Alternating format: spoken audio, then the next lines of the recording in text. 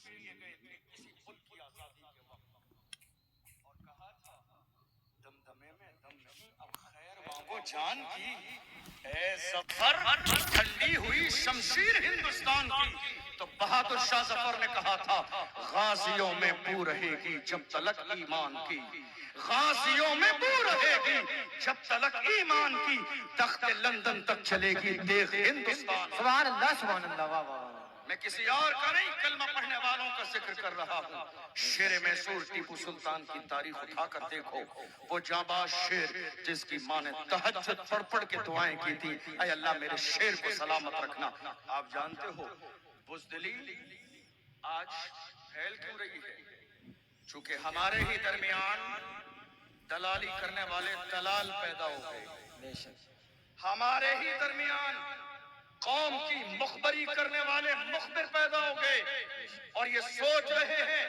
کہ جب پریشانی کا دور آئے گا تو ان کے لیے ریڈ کلر کا کارپیٹ بچھایا جائے گا اور یہ سلامت رہیں گے محفوظ رہیں گے ایسا نہیں ہوگا ڈاکٹر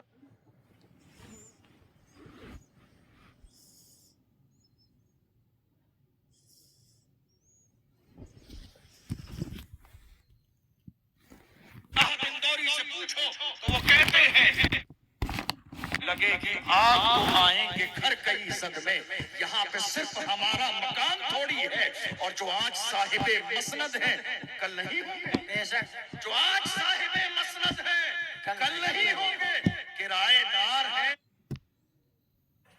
یار سینسے میں اتنے لوگوں کا فالو کرتا ہوں I don't have any followers. بڑے رہسیہ کی بات ہے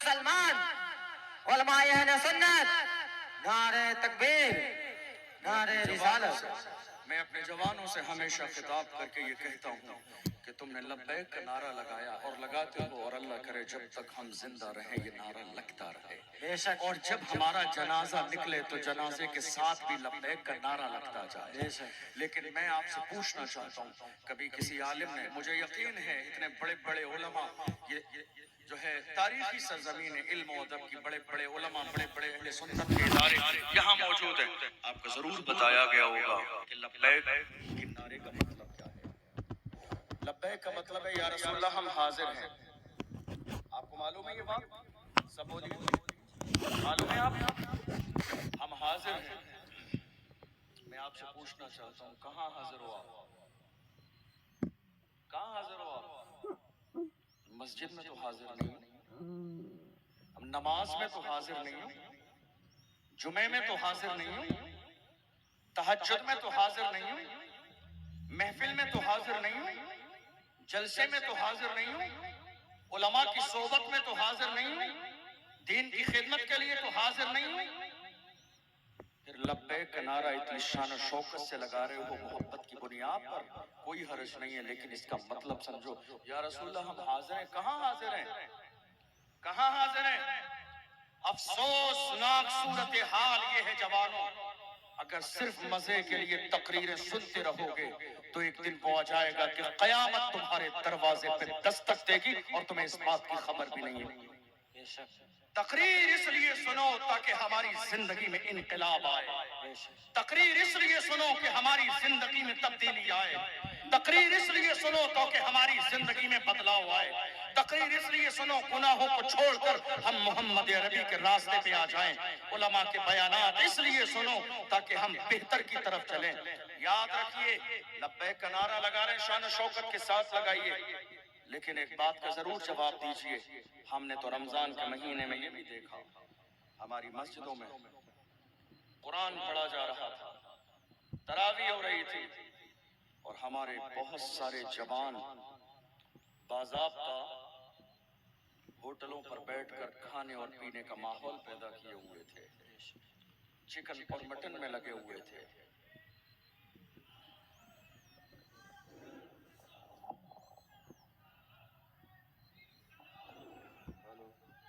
نعرہ تکبیر نعرہ تکبیر نعرہ رسالت نعرہ تکبیر نعرہ رسالت نعرہ رسالت مسلک زندہ باد نعرہ تکبیر، نعرہ رسالت، آمد حضور حسان ملت، آمد حضور حسان ملت، نعرہ تکبیر، نعرہ رسالت، مسلک اعلی حضرت اولاد غوث اعظم، نعرہ تکبیر، نعرہ رسالت۔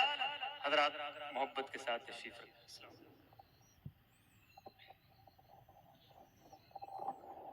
ہمارے لیے بہت سعادت کی بات ہے، اس مبارک گھڑی میں شہزادہ رسول تشریف لا چکے ہیں، جن کے بارے میں میرے امام نے کہا تھا تیری نسل پاک میں ہے بچہ بچہ نور کا، تو ہے عین نور تیرا سب گھرانہ نور کا۔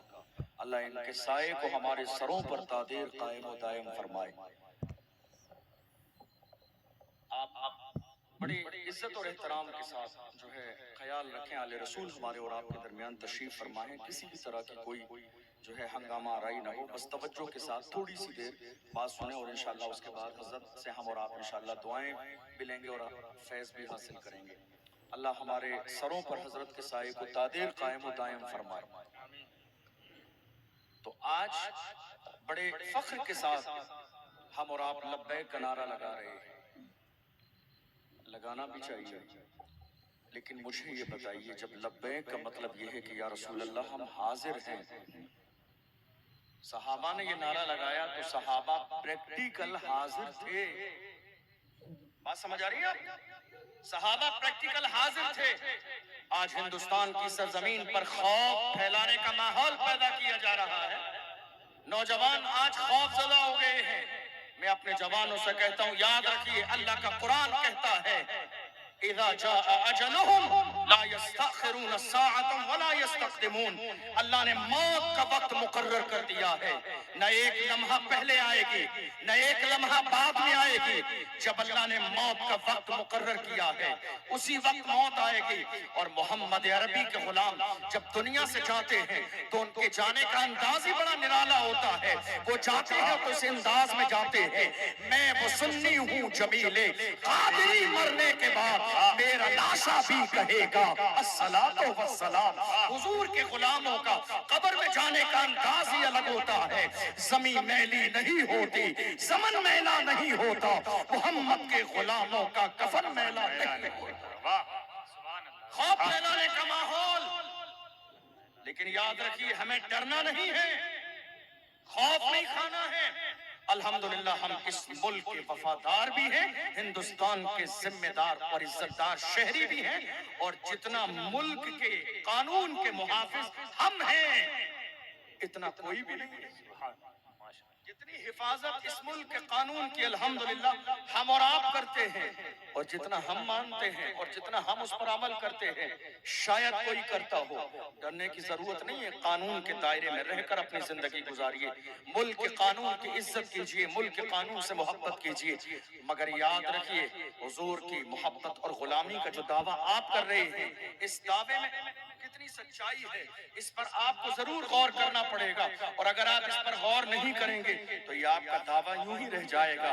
آپ امام اہل سنت سے محبت کرتے ہیں تو میرے امام نے صرف زبانی طور پر دعویٰ نہیں کیا بلکہ پریکٹیکل عشق رسول دکھایا ہے۔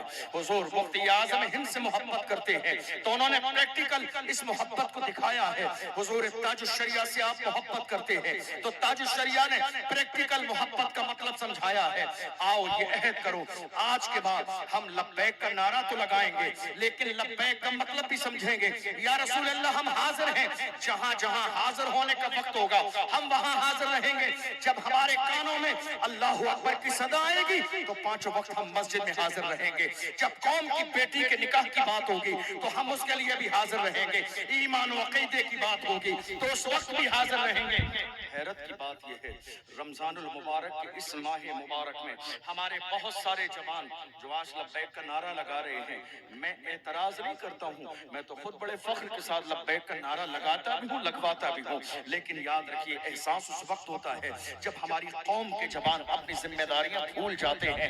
رمضان بہت قریب میں گزرا ہے، ہزاروں نوجوان رات کے وقت میں جب مسجدوں میں اللہ کا قرآن پڑھا جا رہا تھا، کتنا عالیشان مسجد کا مینارہ ہے، आलीशान फर्श बिछा हुआ है, आलीशान एसी लगी हुई है, कुरान पढ़ने वाला बेहतरीन कारी कुरान है, कुरान पढ़ रहा है, कुरान की तिलावत की जा रही है, मगर मेरी कौम के गैरतमंद जवान होटल पर बैठकर बाज़ाब्ता खाने और पीने में लगे हुए हैं।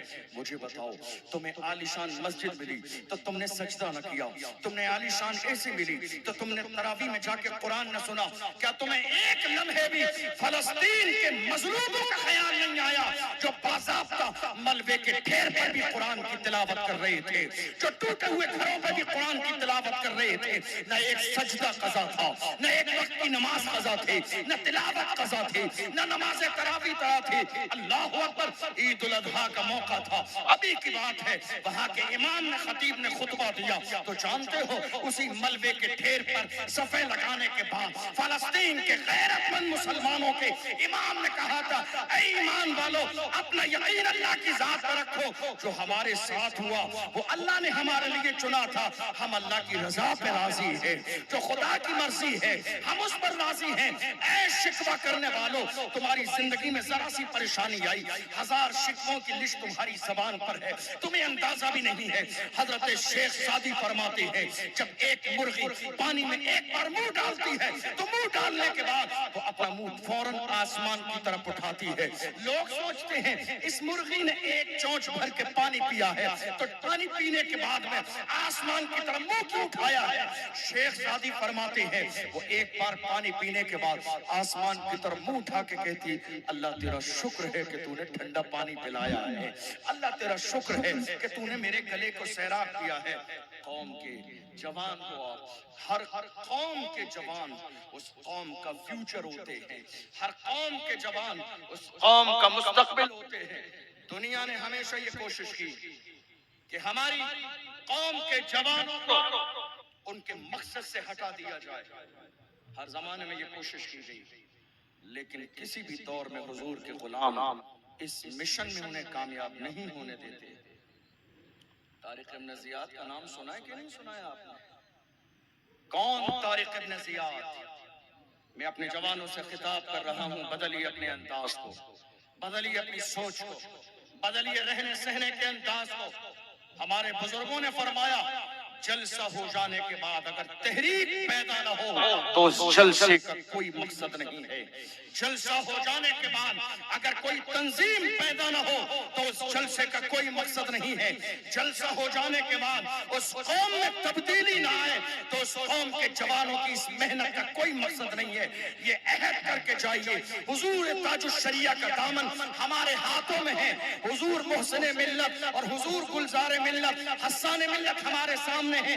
इनका फैज हासिल करके ये अहद करके जाइए, आज के बाद इस जलसे से उठेंगे तो जिंदगी वैसी गुजारेंगे जैसी मेरे नबी चाहते हैं, हम सोएंगे वैसे जैसे मेरे नबी चाहते हैं, उठेंगे वैसे जैसे मेरे नबी चाहते हैं। अपने दिलों से बुज़दिली निकालिए, हुजूर के गुलाम बनिए। मुझे याद आता है तारिक इब्न ज़ियाद। कौन?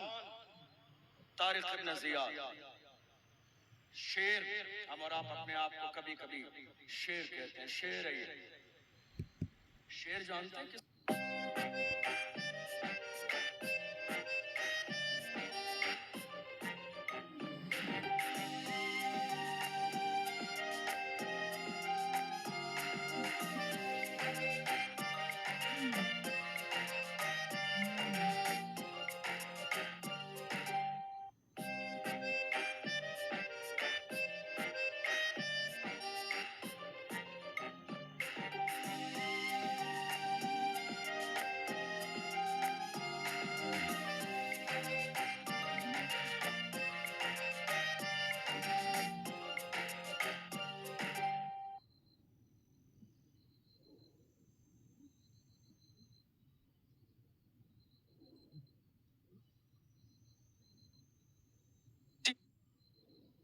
स्पेन की सरजमीन से 10 से 12 हजार का लश्कर जर्रार लेकर इसके स्पेन की सरजमीन पर पहुंचे। और हाल ये था, उस जमाने में कश्तियों से सफर किया जाता था, लश्कर को सवार किया और उसके बाद स्पेन की सरजमीन पर पहुंचे।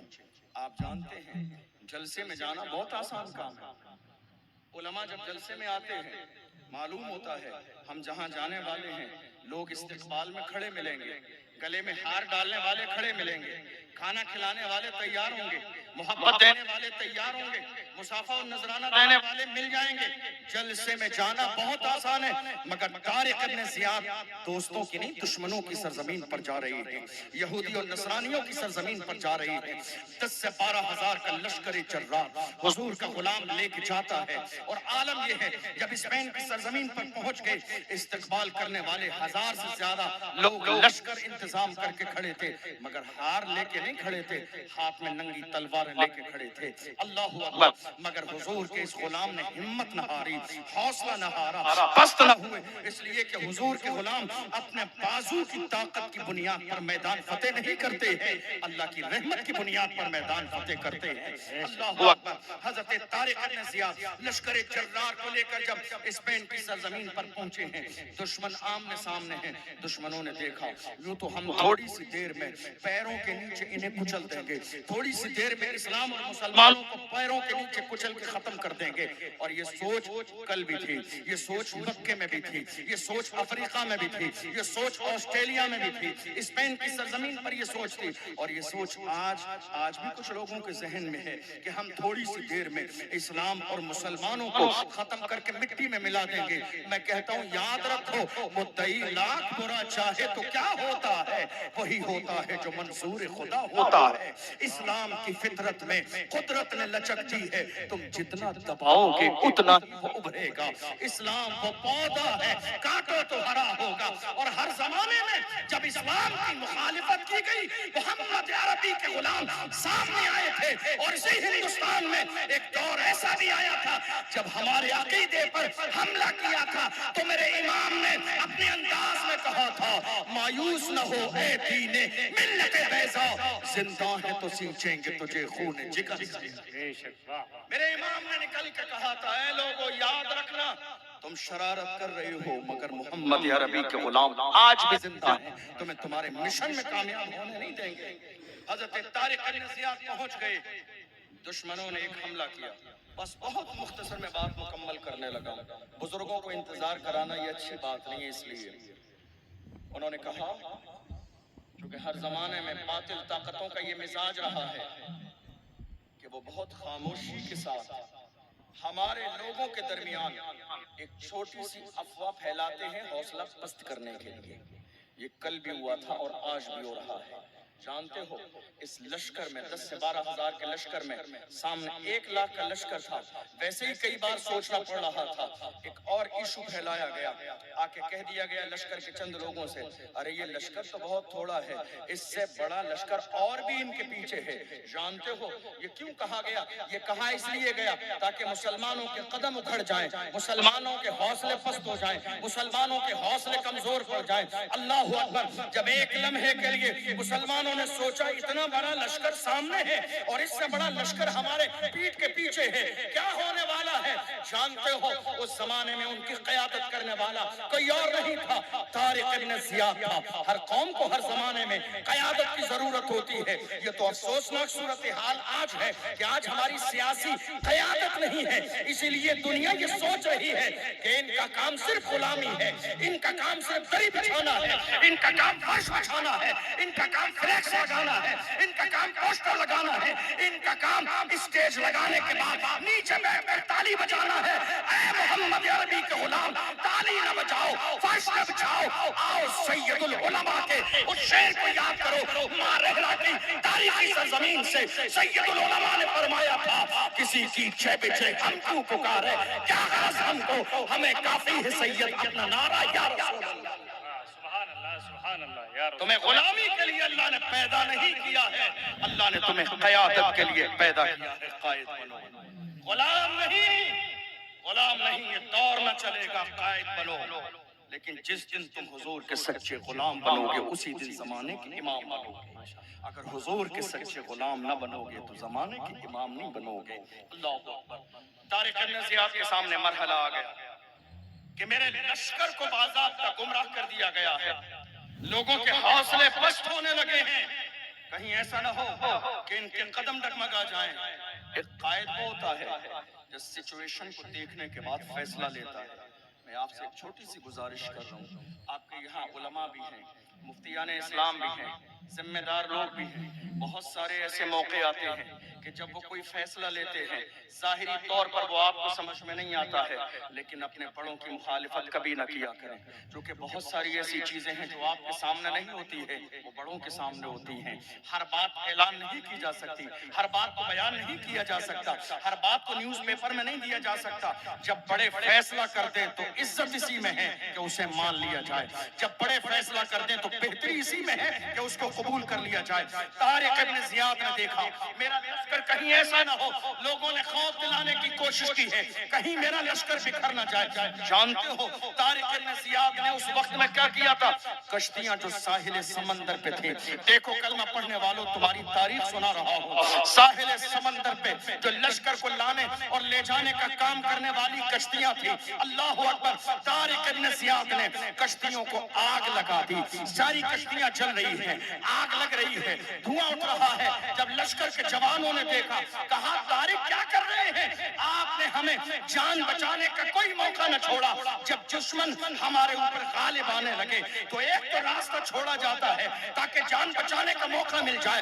तारीखी जुमला सुनो तारिक इब्न ज़ियाद का। तारिक इब्न ज़ियाद ने कहा था, हम मोहम्मद अरबी के सच्चे गुलाम हैं। जब हम इस्लाम का झंडा लेके घर से निकलते हैं तो हम कश्तियां जला देते हैं, सारी चीजों को मिटा देते हैं। इस्लाम का झंडा लेके घर से निकलते हैं। मोमिन का कदम जब घर से निकलता है तो या तो दुश्मन की छाती पे पड़ता है या फिर जन्नत की वादी पे पड़ता है। इस्लाम का झंडा मुसलमान जब लेके निकलते हैं तो वापस नहीं जाते हैं, जब निकल जाते हैं तो इस्लाम का झंडा लहरा के आते हैं। माशाअल्लाह।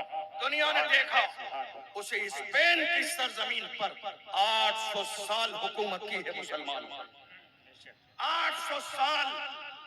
और उसके बाद आपको हैरत होगी कि एक दिन वो भी आया स्पेन की सरजमीन पर कि एक कलमा पढ़ने वाला बाकी न रहा। जानता हूं क्यों हुआ?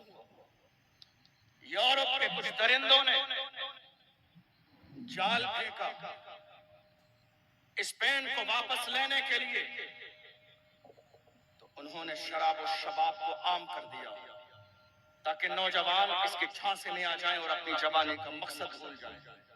और ये आज भी हो रहा है, ये आज भी हो रहा है। जवान हमारे अपनी जवानी को जाय कर रहे हैं। तुम्हारी जवानी इतनी सस्ती नहीं है कि शराब के ठेके में जाय कर दो। तुम्हारी जवानी इतनी सस्ती नहीं है कि ज़िना के अड्डों पे जाके जाय कर दो। तुम्हारी जवानी इतनी बेकार नहीं है। अपनी जवानी को मोहम्मद बिन कासिम की जवानी की तरह बनाओ, जिस जवान ने 17 साल की जो है उम्र में सिंध की सरजमीन पर इस्लाम का झंडा लहराया था। डॉक्टर इकबाल से पूछो, डॉक्टर इकबाल क्या कहते हैं इस कौम के जवानों के बारे में। डॉक्टर इकबाल से कहो आप बता दें हमारे जवान कैसे थे, तो डॉक्टर इकबाल कहते हैं, ए जवानों तुम्हारी तारीख ये है, टल न सकते थे अगर जंग में अड़ जाते थे, पांव शेरों के भी मैदान से उखड़ जाते थे, तुझसे सरकश हुआ कोई तो बिगड़ जाते थे। तीर क्या चीज है हम तोप से लड़ जाते थे, शान आंखों में न जचती थी जहादारों की, कलमा पढ़ते थे हम छांव में तलवारों की। हम जो जीते थे तो जंगों की मुसीबत के लिए और मरते थे तेरे नाम की असमत के लिए। दश्त तो दश्त है दरिया भी न छोड़े हमने, बहरे जुल्मात में दौड़ा दिए घोड़े। ये किसी और की नहीं हमारी तारीख है।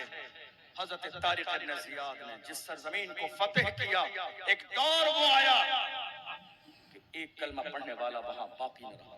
हालांकि मुसलमानों ने इसी स्पेन की सरजमीन पर एक मस्जिद बनाई थी, जिस मस्जिद को तारीख में मस्जिद कुर्तुबा के नाम से याद किया जाता है। मौजूद देखिएगा आप इंटरनेट पर जाकर सर्च कीजिएगा मस्जिद कुर्तुबा। इतनी बड़ी मस्जिद थी उस जमाने में जिसमें रोशनी करने के लिए 7,500 चिराग जलाए जाते। जिस मस्जिद में 7,500 चिराग जलाए जाते थे उस मस्जिद को मस्जिद कुर्तुबा कहते हैं। मुसलमानों ने बनाई, कई साल इसका काम चलता रहा, दौर बदलते रहे मगर काम होता रहा। और एक दिन वो आया जब जालिमों ने उस पर हुक्म जमा लिया, तो आज की तारीख में 2 रकात नमाज पढ़ने की भी किसी को इजाजत नहीं दी जाती। मेरे कौम के जवानों में आपसे कहना चाहता हूँ, हुजूर की मोहब्बत की बात करते हो तो ज़बानी तौर पर नहीं, प्रैक्टिकल हुजूर के गुलाम बनो। پریکٹیکل حضور کے غلام بنو، زبانی طور پہ کرتے رہو گے تو نہیں ہوگا۔ اللہ نے تمہیں بہت کچھ دیا ہے۔ جانتے ہو حضور کے غلام کیسے تھے؟ جب ماں باپ باعمل تھے، جب والدین باعمل تھے، تو چھوٹے چھوٹے بچے بھی بدر کے میدان میں آ کے ابو جہل کا پتہ پوچھتے تھے۔ جب ماں باپ باعمل تھے، اپنی نونہالوں کے سینوں میں محبت رسول کے طوفان کو پیدا کرتے تھے، تو چھوٹے چھوٹے بچے بھی بدر میں آ کے کہتے تھے چچا عبد الرحمن ذرا یہ تو بتاؤ ابو جہل کون ہے، کدھر ہے؟ کہتے تھے کیا کرو گے؟ تو وہ بچے اتنے چھوٹے چھوٹے کہتے تھے قسم کھائی ہے مر جائیں گے یا ماریں گے ناری کو، سنا ہے گالیاں دیتا ہے وہ محبوب باری کو۔ تو وہ کہتے تھے بچوں تم اتنے چھوٹے چھوٹے ہو، گھوڑوں کی ٹانپوں سے تمہیں رون دیا جائے گا، دیکھتے نہیں ہو ابو جہل اتنے بڑے لشکر جرار کے بیچ میں بیٹھا ہے، اتنا بڑا دستہ ہے۔ تو بچے اپنے انداز میں کہتے تھے اے میرے چچا یاد رکھنا حفاظت کر رہا ہے گرد اس کے فوج کا دستہ، یہ دستہ کب تلک روکے گا ملک الموت کا رستہ، یہ دستہ کب تلک روکے گا ملک الموت کا رستہ۔ یہ برائی کرنے والے، اسلام کے خلاف بھونکنے والے بھونکتے رہو بھونکتے رہو۔ آج حال یہ ہے، آج دیکھ لو پورا میڈیا اسلام کے پیچھے پڑا ہوا ہے، دیکھ لو صبح سے لے کر شام تک ڈیبیٹ ہو رہی ہے، نماز پر، روزے پر، حج پر، زکوٰۃ پر، نکاح پر، طلاق پر، حلالے پر، خلا پر، دنیا کی ساری چیزوں پر اسلام، ادھر بھی اسلام، اس چینل پر بھی، اس چینل، چاروں طرف اسلامی اسلام، چاروں طرف ہماری باتیں، چاروں طرف ہمارا ذکر ہے۔ میں کہتا ہوں مسلمانوں گھبراؤ مت، بات انہی کی ہوتی ہے جن میں کوئی بات ہوتی ہے، گھبراؤ مت، گھبراؤ مت۔ ارے جو اسلام بدر کی سرزمین پر 313 سے نکل کے پوری دنیا کے ہر خطے میں پہنچ گیا، ورنہ حال یہ تھا ابو جہل تنہا نہیں آیا تھا، 1000 کا لشکر لے کر آیا تھا، ناچنے والی عورتیں لایا تھا، شراب کے مٹکے لایا تھا، ذبح کرنے کے لیے اونٹ لایا تھا، پہلے یہ اعلان کر دیا تھا تھوڑی دیر میں اسلام اور مسلمانوں کو خاک میں ملا دوں گا، نہ اسلام باقی رہے گا، نہ دین باقی رہے گا، نہ محمد کے غلام باقی رہیں گے، مگر اللہ کی رحمت نے اعلان کر دیا مٹانے کی کوشش کرنا تیرا کام ہے، دنیا کے ہر خطے میں پہنچانا ہمارا کام ہے۔ سبحان اللہ، ماشاءاللہ۔ کوشش کرنا ہے کر لے، اور یہ کوشش ہر زمانے میں ہوئی اور آج بھی ہو رہی ہے، لیکن اسلام نہ مٹا تھا، نہ مٹا ہے، نہ مٹے گا۔ اسلام تو پودا ہے، کاٹو تو ہرا ہوگا۔ یاد رکھیے اسلام میری وجہ سے زندہ نہیں ہے، اسلام آپ کی وجہ سے زندہ نہیں ہے، اسلام اپنی حقانیت کی بنیاد پر زندہ ہے۔ ہم نے جو کوشش اسلام کے لیے کرنی تھی وہ کوشش ہماری طرف سے ہوئی نہیں، جو محبت ہمیں اسلام کے لیے دکھانی تھی وہ ہماری طرف سے ہوئی نہیں۔ آج بہت سارے بے وقوف پیدا ہو گئے اس وقت دنیا میں، جن کے ذہن و فکر میں یہ بات ہے کہ نہیں صاحب ہم اسلام اور قرآن کو مٹا دیں گے۔ ہم تو بڑی محبت کے ساتھ ان سے کہتے ہیں باطل سے دبنے والے اے آسمان نہیں ہم 100 بار کر چکا ہے تو امتحان ہمارا، مغرب کی وادیوں سے گونجی اذاں ہماری، رکتا نہ تھا کسی سے سیل رواں ہمارا، اے آبرو دے گنگا وہ دن ہے یاد تجھ کو، اترا تیرے کنارے جب کا رواں ہمارا۔ ہم تو آج بھی کہتے ہیں تمہاری کوششیں لاکھ رہیں۔ ابھی ایک ظالم نے قرآن مقدس پر معاذ اللہ پیر رکھا اور اس نے قرآن کے اوراق پھاڑے، اور پھاڑنے کے بعد کہا دیکھو میں قرآن کو پھاڑ رہا ہوں، قرآن ختم ہو جائے گا۔ میں کہتا ہوں ظالم تیرے پھاڑ دینے سے قرآن ختم ہو جائے گا، تیری اوقات کیا ہے؟ تجھ سے پہلے تیرے باپ دادا ابو جہل و ابو لہب یہ ناپاک سازش 1000 بار کر چکے ہیں اسلام اور قرآن کو مٹانے کی، مگر اللہ کی شان دیکھو 1450 سال کا زمانہ گزر گیا، اس 1450 سال کے زمانے میں قرآن اللہ نے مکے میں نازل ہوا، اتنے لمبے زمانے میں بڑے بڑے راجہ آئے بدل گئے، مہاراجہ آئے بدل گئے، حکومتیں آئیں بدل گئیں، سکے بدل گئے، کرنسیاں بدل گئیں، نظام بدل گیا، مزاج بدل گیا، فکر بدل گئی، سوچ بدل گئی، مگر اللہ کی عزت کی قسم 1450 سال پہلے جیسا قرآن مکے مدینے میں نازل ہوا تھا فیض آباد کی سرزمین پر آج بھی وہی قرآن موجود ہے۔ ہم اسی لیے کہتے ہیں ہے قول محمد قول خدا، فرمان نہ بدلا جائے گا، بدلے گا زمانہ لاکھ مگر قرآن نہ بدلا جائے گا۔ ماشاءاللہ، نعرہ تکبیر، نعرہ رسالت، محسن اعظم کانفرنس، عظمت کلام اللہ، مسلک اعلی حضرت حضور حسان ملت ماشاءاللہ سبحان اللہ. غلام بنے حضور کے سچے غلام، ایک گزارش یہ سچے بھی ہے کہ غلام، آپ حضرات جو ویڈیوگرافی کر رہے ہیں اس کو بند کر لیں آپ. حضور کے سچے غلام بنے، حضور کے سچے عاشق بنے. مجھے یاد آتا ہے ایک جانساز حضرت زبیر رضی اللہ عنہ، عمر کتنی ہے؟ اسلام لائے 8 سال کی عمر میں، 12 سال کی عمر ہے. ہمارے آپ کے سامنے 12 سال کے بچے ہوتے ہیں، لیکن ناموس رسالت کس چیز کو کہتے ہیں؟ حضور کا عشق کس چیز کو کہتے ہیں؟ 12 سال کی عمر ہے حضرت زبیر رضی اللہ عنہ کی. ایک دن اچانک سے گھر سے نکلے ہاتھ میں تلوار لے کر، تیور بدلے ہوئے ہیں. لوگ دیکھ کر حیران ہو گئے، 12 سال کا بچہ ہاتھ میں تلوار لے کر نکلا ہے، آخر بات کیا ہے؟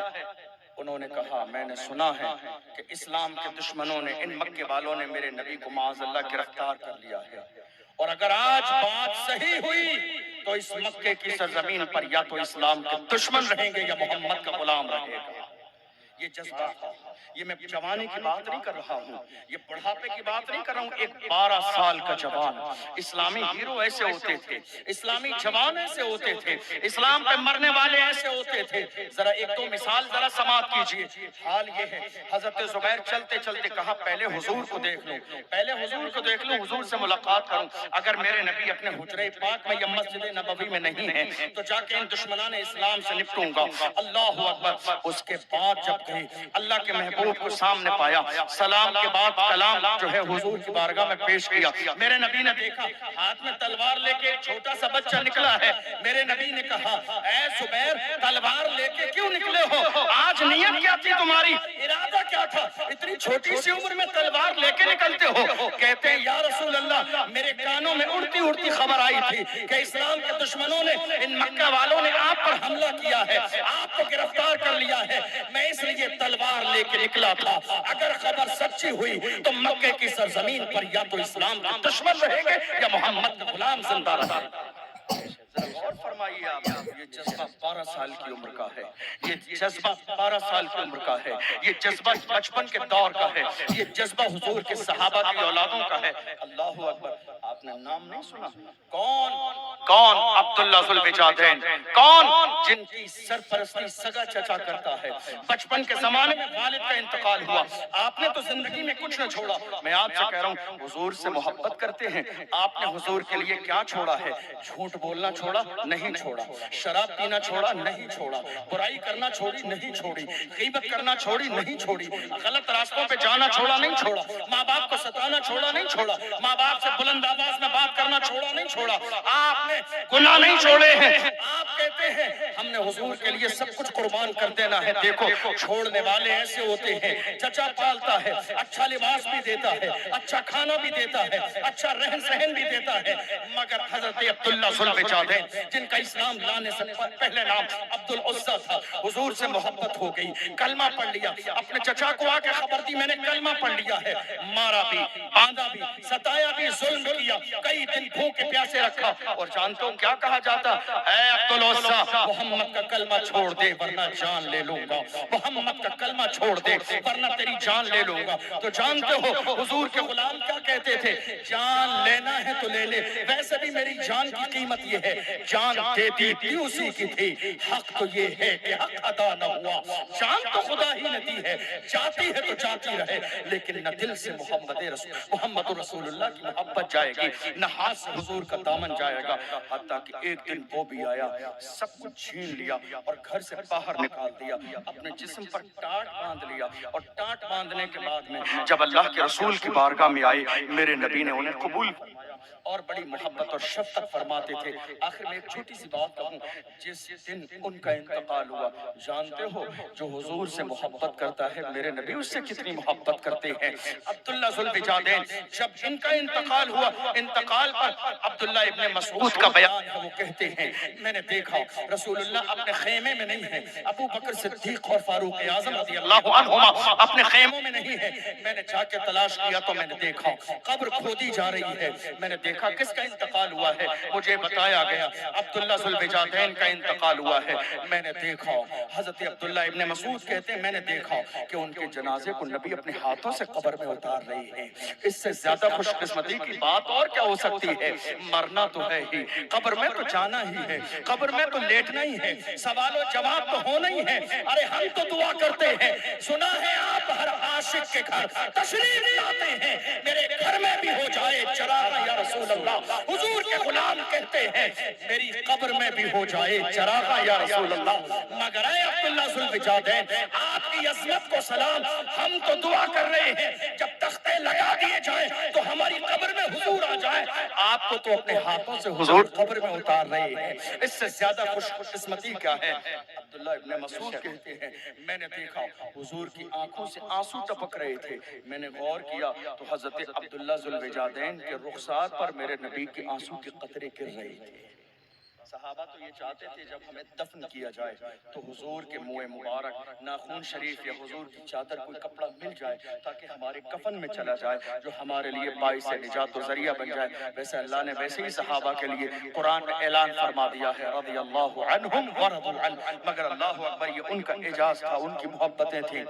فرماتے ہیں حضرت عبداللہ ابن مسعود اس دن مجھے یہ احساس ہوا اے کاش کہ مرنے والا آج میں ہوتا، اے کاش کہ آج میں مر گیا ہوتا تاکہ میرے نبی اپنے ہاتھوں سے مجھے قبر میں اتار دیتے، اے کاش کہ آج موت کا فرشتہ میرے دروازے پہ آ گیا ہوتا کہ رسول اللہ خود جنازہ پڑھا دیتے، اے کاش کہ موت کا فرشتہ میرے دروازے پہ آ گیا ہوتا کہ حضور کی آنکھوں سے نکلنے والے آنسو میرے رخسار پہ گر گئے ہوتے۔ اللہ اکبر، اسلام کے دامن میں ایسے بہت سے ہیرو ہیں جنہوں نے گھر چھوڑا حضور کی محبت میں، چچا کو چھوڑا حضور کی محبت میں، دولت چھوڑی حضور کی محبت میں، مال چھوڑا حضور کی محبت میں، جسم پر ٹاٹ لپیٹ لیا ہے کس کی محبت میں؟ حضور کی محبت میں۔ اور کیا کہہ رہے ہیں اپنے انداز میں؟ جو جان مانگو گے جان دیں گے، جو مال مانگو گے مال دیں گے، مگر یہ ہم سے کبھی نہ ہوگا، نبی کا جاہ و جلال دیں گے۔ حضور کے سچے غلام بنے۔ آپ کو معلوم ہے آج یورپ کی درسگاہوں سے ہم کلمہ پڑھنے والوں کو تانا دیا جا رہا ہے۔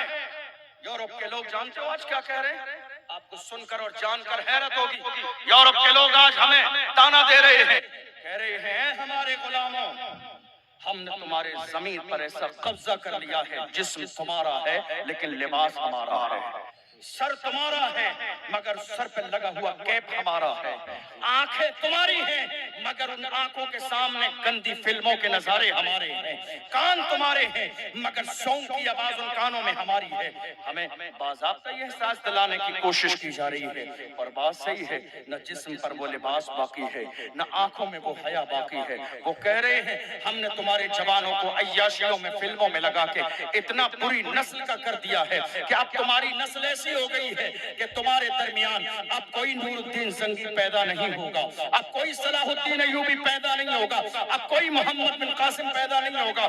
میں کہتا ہوں جوانوں آؤ، آج کی تاریخ میں اس جلسے میں عہد کرو، آج کے بعد محمد عربی کا کوئی غلام گناہوں کی طرف نہ جائے گا، جائیں گے تو ہم گنبد خضرا کی طرف جائیں گے اور پوری دنیا کو بتائیں گے اپنا سب کچھ گنبد خضرا کل بھی تھا اور آج بھی ہے، میرے نبی سے میرا رشتہ کل بھی تھا اور آج بھی ہے، بتلا دو گستاخ نبی کو غیرت مومن زندہ ہے، ان پہ مر مٹنے کا جذبہ کل بھی تھا اور آج بھی ہے۔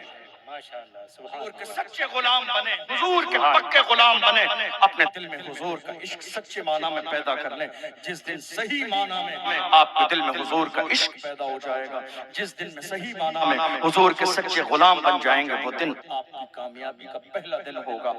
میرے امام اہل سنت نے اپنی کتاب میں، اب وقت میں گنجائش نہیں کہ میں تقریر کروں، امام اہل سنت نے اپنی کتاب میں اس واقعے کو نقل فرمایا کہ روم کی سرزمین پر عیسائیوں نے 3 مسلمان نوجوانوں کو قید کیا تھا اور ان کو کہا تھا اسلام چھوڑ کے عیسائی بن جاؤ ورنہ تمہاری جان جائے گی۔ تو انہوں نے اپنے انداز میں کہا تھا غلامان محمد جان دینے سے نہیں ڈرتے، یہ سر رہ جائے یا کٹ جائے کچھ پرواہ نہیں کرتے، جان جاتی ہے تو جاتی رہے مگر ہم اسلام کا دامن نہ چھوڑیں گے۔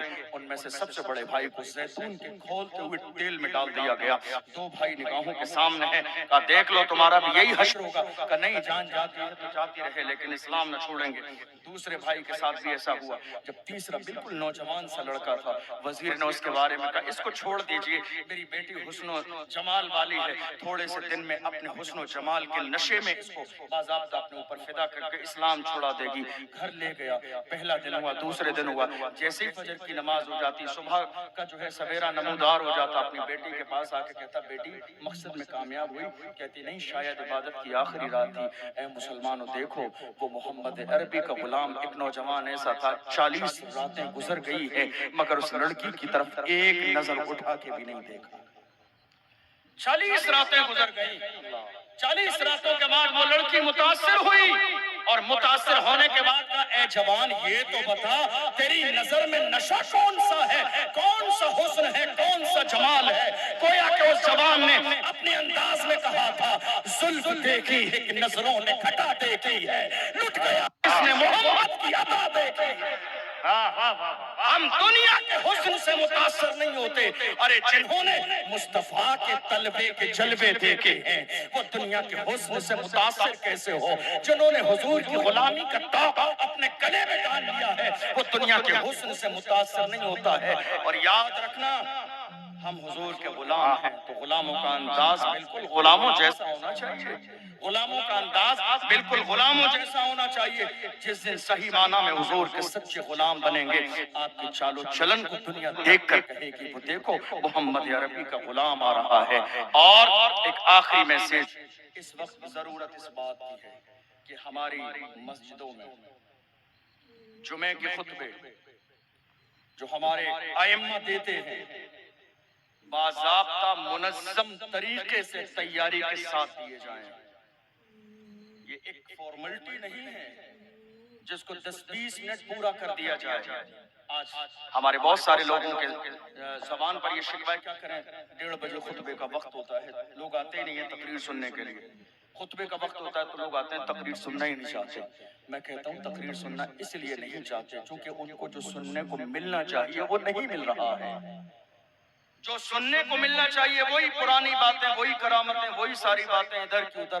काश कि मेरी कौम के मुअज़्ज़ज़ उलमा में सबकी बात नहीं कर रहा हूँ, जो मेहनत करते हैं अच्छे, उनकी जूतियों को हम अपने सर पर रखते हैं, लेकिन जिन हमारे आइम्मा की थोड़ी सी तवज्जो इस हवाले से कम है वो जरा सी तवज्जो इस तरफ कर दें। चूंकि डॉक्टर इकबाल से पूछो इमाम की जिंदगी और जिम्मेदारी क्या है, तो डॉक्टर इकबाल ने छोड़ा किसी को नहीं, इमामों से कहा ऐ लोगों इमामों के बारे में पूछने वालों याद रखो इमाम की जिम्मेदारी क्या है। वो कहते हैं तूने पूछी है इमामत की हकीकत मुझसे, हक तुझे मेरी तरह साहिब असरार करे, है वही तेरे जमाने का इमाम बरहक जो तुझे हाजिर मौजूद से बेजार करे।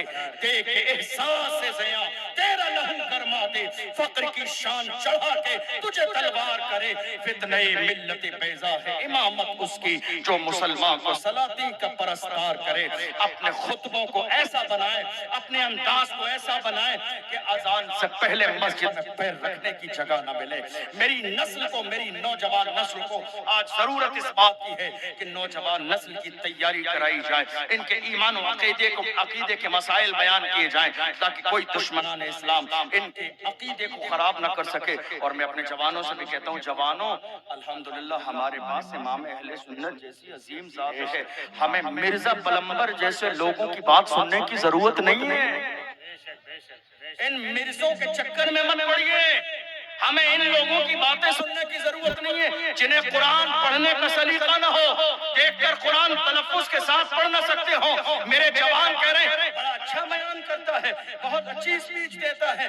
मैं कहता हूँ शैतान हर जमाने में लोगों को मुतासिर करने की कोशिश करता है, मगर याद रखो जिसके दिल की दहलीज पर इमाम अहमद रजा दस्तक दे रहे हो वहां न मिर्जाई दाखिल हो सकता है, न राफिजी दाखिल होगा, न कादियानी दाखिल होगा, न वहाबी दाखिल होगा, बल्कि दाखिल वही होगा जिसके दिल में गुंबद खजरा की मोहब्बत होगी। वो पुकार के कहेगा तुम ही फर्श से अर्श तक जाने वाले, तुम ही नेमतें रब से दिलवाने वाले, तेरे आगे सर हाथ फैलाने वाले, चमक तुझसे पाते हैं सब पाने वाले, मेरा दिल भी चमकाते चमकाने वाले। और हम डरते नहीं है किसी के बाप से, खुल के कहते हैं वहाबी मुनाफिक है गंदा है अल्लाह, खिलाफत का बल्कि बुलंदा है अल्लाह, जो मुर्दा कहे तुमको मुर्दा है अल्लाह, तू زندہ ہے واللہ، تو زندہ ہے واللہ، میرے چشم عالم سے چھپ جانے والے۔ آپ جانتے ہو آخری جملہ دے رہا ہوں، علامہ خادم حسین رضوی کو بھی کئی بار جیل میں ڈالا گیا۔ ایک دفعہ کیا ہوا، جب ان کو لے جایا جا رہا تھا، گھسیٹا جا رہا تھا، تو جانتے ہو جب لوگوں کو گھسیٹا جاتا تو لوگ روتے ہیں، لیکن وہ رو نہیں رہے تھے، وہ مسکرا رہے تھے۔ پوچھ لیا لوگوں نے کیا بات ہے مولانا، جب لوگ کوئی بہت اچھی جگہ نہیں لے جا رہے ہیں کہ آپ کی جا کے وہاں عزت کی جائے گی، لوگ روتے ہیں آپ مسکرا رہے ہیں؟ فرمایا ہاں بس اتنی سی تو بات ہے جو تم سمجھو گے نہیں، اتنی سی بات ہے جو تمہیں سمجھ میں نہیں آئے گی۔ میرے مسکرانے کی وجہ یہ ہے کہ میں جس محبوب کی محبت میں جا رہا ہوں، میرا ایمان ہے گنبد خضرا سے میرا نبی مجھے دیکھ رہا ہے، میرا نبی مجھے دیکھ رہا ہے۔ اور محبت میں یہ بڑی اعلیٰ قسم کی بات ہے کہ جس کی محبت میں بھوکا رہا جائے اس محبوب کو پتہ چل جائے، جس کی محبت میں تڑپا جائے اسے خبر مل جائے، جس کی محبت میں پریشانی اٹھائی جائے اس کو خبر مل جائے۔ میرے امام زندگی کے کسی موڑ پر پیچھے نہ رہے تو یہاں کیسے رہ سکتے ہیں؟ پہلے ہی میرے امام نے ترجمانی کر دی تھی، میرے امام نے فرمایا تھا پل سے اتارو راہ گزر کو خبر نہ ہو، جبریل پر بچھائیں تو پر کو خبر نہ ہو، کانٹا میرے جگر سے غم روزگار کا یوں کھینچ لیجئے کہ جگر کو خبر نہ ہو۔ فریاد امتی جو کرے حال زار میں، ممکن نہیں کہ خیر بشر کو خبر نہ ہو۔ بے شک سبحان کوشش کیجئے حضور کے سچے غلام بنے، حضور کی فدائی بنے، نام محمد پہ پہرہ دینے والے بنے، اللہ کے رسول صلی اللہ علیہ وسلم کے غلام بنے۔ اللہ کا قرآن کہتا ہے ان اللہ لا یغیر ما بقوم حتی یغیروا ما بانفسہم، خدا نے آج تک اس قوم کی حالت نہیں بدلی، نہ ہو احساس جس کو اپنی حالت خود بدلنے کا۔ حضور کے سچے غلام بن جائیں، فکر رضا کو عام کرنے کی کوشش کریں۔ اور اللہ اکبر، مجھے ایک چھوٹی سی بات یاد آ رہی ہے، آپ اجازت دیں تو میں کہہ دوں ایک چھوٹی سی بات میرے امام کی، بڑی پیار کی بات، بس 1 سے 2 منٹ۔ ایک شخص نے آ کے جو ہے میرے امام گلاب کا پھول نظر آیا تو یاد آئی، اس نے آ کے امام اہل سنت کو گلاب کا پھول دیا اور وہ تعریف کر رہا تھا، حضرت دیکھیے گلاب کا پھول کتنا عالی شان ہے، کتنا کھلا ہوا ہے، اس کی خوشبو کتنی عظیم ہے۔ اب چونکہ ایک عاشق کا مزاج یہ ہوتا ہے کہ اس کی نظر کے سامنے ہمیشہ یار کے جلوے ہی ہوتے ہیں، وہ ہمیشہ ہر چیز میں اپنے محبوب کا تصور کرتا ہے۔ جب میرے امام نے گلاب کا پھول دیکھا تو دیکھنے کے بعد میرے امام نے کہا کیا خیال ہے اس گلاب کے بارے میں جو کبھی مرجھاتا نہیں ہے؟ کیا خیال ہے اس گلاب کے بارے میں جس کی خوشبو کبھی پھیکی نہیں پڑتی ہے؟ اور میرے امام نے گلاب دیکھتے دیکھتے قلم اٹھا کے کہا سرتاب قدم ہے تن سلطان زمن پھول، لب پھول دہن پھول، زقن پھول بدن پھول، واللہ جو مل جائے میرے گل کا پسینہ، مانگے نہ کبھی عطر نہ پھر چاہے دلہن پھول۔ کیا بات رضا اس چمنستان کرم کی، زہرا ہے کلی جس میں حسین اور حسن پھول۔ تو دیکھنے والے کہہ دیں برستا نہیں، دیکھ کر ابر رحمت بدوں پر بھی برسا دے برسانے والے۔ ہم اور آپ جس ذات کی بارگاہ میں اپنی غلامی کا ثبوت دینے کے لیے بیٹھے ہیں، اس کی شان یہ ہے کہ چاہے کوئی چرہ سے اسے پکارے، چاہے کوئی فیض آباد سے پکارے، چاہے سمندر کے پار سے پکارے، چاہے دنیا کے ایک کنارے پہ بیٹھ کر پکارے، واللہ وہ سن لیں گے، فریاد کو پہنچیں گے۔ اتنا بھی تو ہو کوئی جو آہ کرے دل سے، اس کی قوت سماعت ایسی ہے کہ وہ فرش پر بیٹھ کر عرش کے اوپر جب لوح پر قلم چلتا ہے تو اس قلم کے چلنے سے جو آواز پیدا ہوتی ہے وہ بھی وہ سنتا ہے۔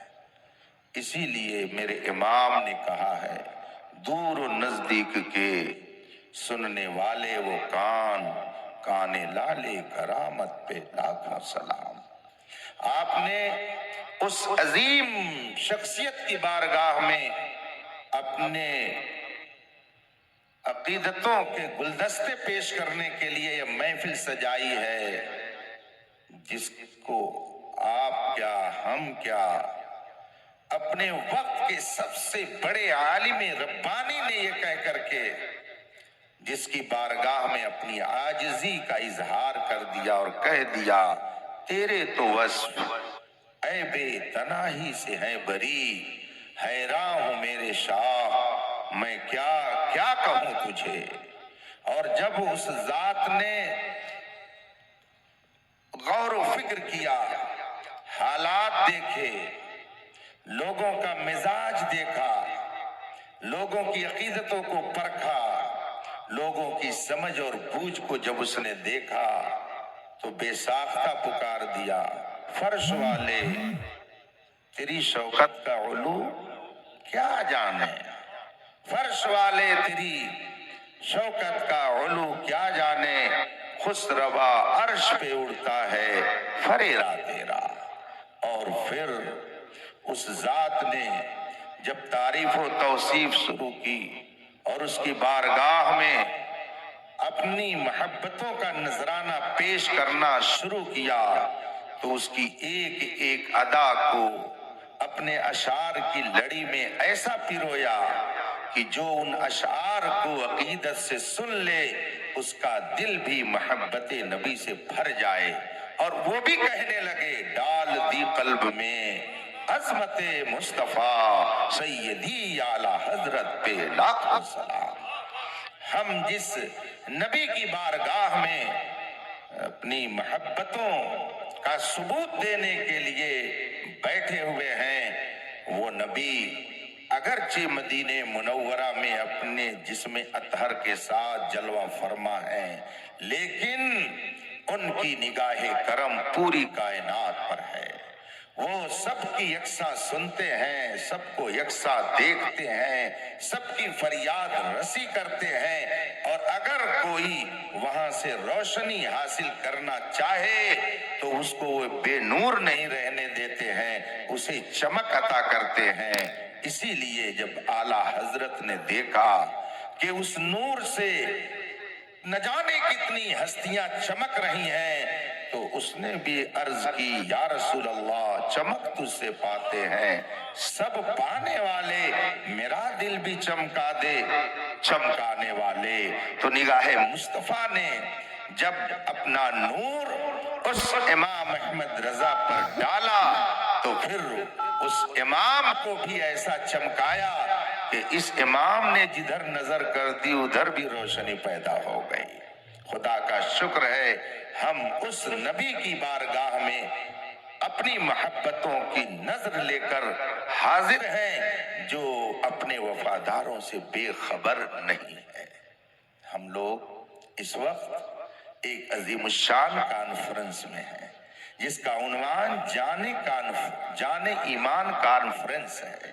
یہ اساتذہ، یہ طلبہ، یہ شعراء جو روزانہ کہیں نہ کہیں اپنے علمی پنگھٹ سے لوگوں کو سیراب کرنے کے لیے پہنچتے ہی رہتے ہیں، ان کے درمیان میں اس لیے حاضر ہوا کہ میں بھی اپنی محبتوں کی نظر پیش کر دوں آپ حضرات کی بزم کے توسل سے، اور پھر حضرت علامہ و بالفضل اولانا مفتی کمال اختر صاحب قبلہ جنہوں نے 10 منٹ میں اپنی گفتگو سمیٹ دی اور فرمایا کہ میں 1 منٹ پہلے ہی ختم کرنے کی کوشش کرتا ہوں، تو میں بھی سوچتا ہوں کہ میں 2 منٹ پہلے اپنی گفتگو ختم کر کے چلا جاؤں، لیکن آئیے مصطفیٰ جان رحمت سرور کائنات فخر موجودات علیہ تحیت و ثنا کی بارگاہ ناز میں درود و سلام کا نذران عقیدت پیش کرے اور پڑھیں اللہم صلی علی سیدنا و مولانا محمد معدن الجود والکرم و آلہ الکرام اجمعین۔ حضرات محترم، یہ وقت سونے کا ہے، لیکن آپ تھوڑی دیر مجھے برداشت बर्दाश्त कर लीजिए, उसके बाद आप अपने मिजाज के मुताबिक जो चाहिएगा फैसला कीजिएगा, ये आपके इख्तियार में है। इस वक्त पूरी दुनिया की आबादी कितने अफराद पर मुश्तमिल है, मुझसे ज्यादा आप जानते होंगे, इसलिए कि इस वक्त गूगल सर्च करने का हुनर आपको मुझसे ज्यादा आता है। पूरी दुनिया का अगर आप एक जायजा लें और जा करके गूगल पे सर्च करके देखें और उलमा से मालूम करें, तजदिया निगारों से, सर्वे करने वालों से अगर आप मालूम करें तो आपको ये पता चलेगा कि इस वक्त पूरी दुनिया में इंसानों की आबादी तकरीबन पौने सब गायब।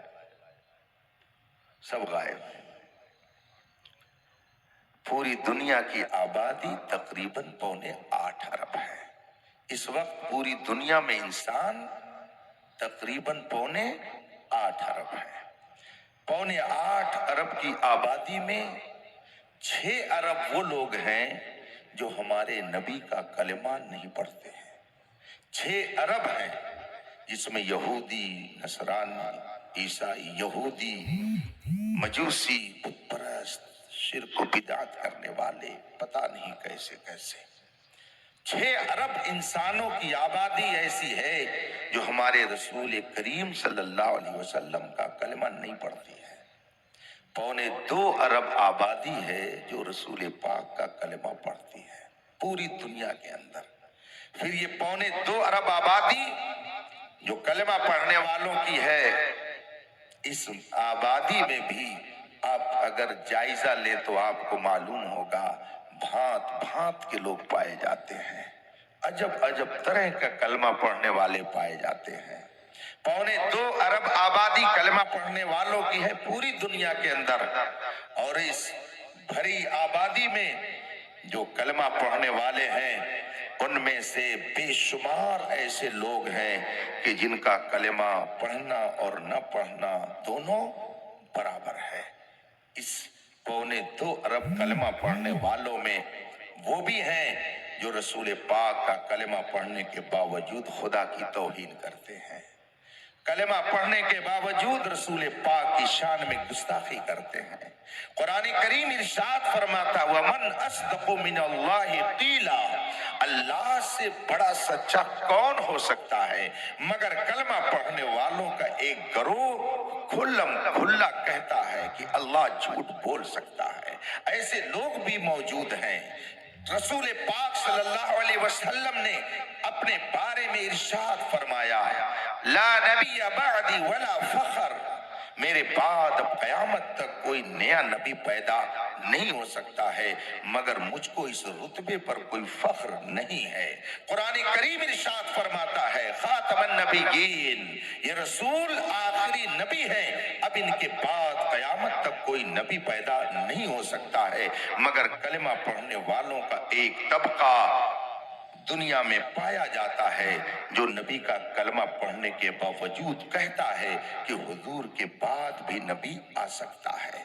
और अगर आप कहें कि ऐसे लोग कहाँ मिलते हैं, ऐसे लोग पाए जाते हैं, तो आपको दूर जाने की जरूरत नहीं है। आप अपने इर्द गिर्द के माहौल का जायजा लेंगे तो आपको ऐसे लोग आपके अगल बगल में मिल जाएंगे। और अगर आपको इनकी पहचान न हो तो आप हजरत अल्लामा कमाल अख्तर साहब क़िबला के पास, उस्ताजुल कुर्रा कारी शम्सुद्दीन साहब के पास और रईसुल कुर्रा